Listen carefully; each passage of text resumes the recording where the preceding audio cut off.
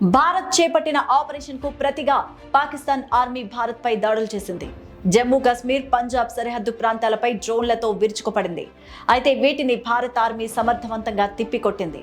భారత్ కు రష్యా ఇచ్చిన S-400 air defence వ్యవస్థతో పాక్ డ్రోన్స్ ను భారత్ నేలకూల్చేసింది.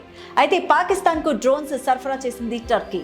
ఉగ్రవాదాన్ని పెంచి పోషిస్తున్న పాకిస్తాన్ కు టర్కీ సాయం చేయడంపై భారత్ ఆగ్రహాన్ని వ్యక్తం చేసింది.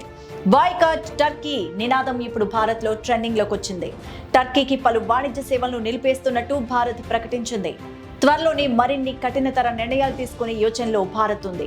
ఇప్పుడు పాకిస్తాన్, టర్కీలు ఒక్కటైన నేపథ్యంలో వాటికి తోడుగా అమెరికా రావడం ఆందోళన కలిగించే విషయమనే చెప్పాలి. పైకి ట్రంప్ ఉగ్రవాదంపై వ్యతిరేకత వ్యక్తం చేసిన భారత్ కు మాత్రం వెన్నుపోటు పొడుస్తున్నట్లు తెలుస్తోంది. భారత్, పాకిస్తాన్ దేశాల మధ్య కాల్పుల విరమణ అవగాహన తన ఎంట్రీతోనే సాధ్యమైందని ట్రంప్ చెప్పుకొస్తున్నారు. తన దృష్టిలో ఇరు దేశాలు ఒకటేనంటూ చెప్తున్నారు. ఇరు దేశాల అధినేతలతో తనకు సత్సంబంధాలు ఉన్నట్లు కూడా పేర్కొంటున్నారు ట్రంప్.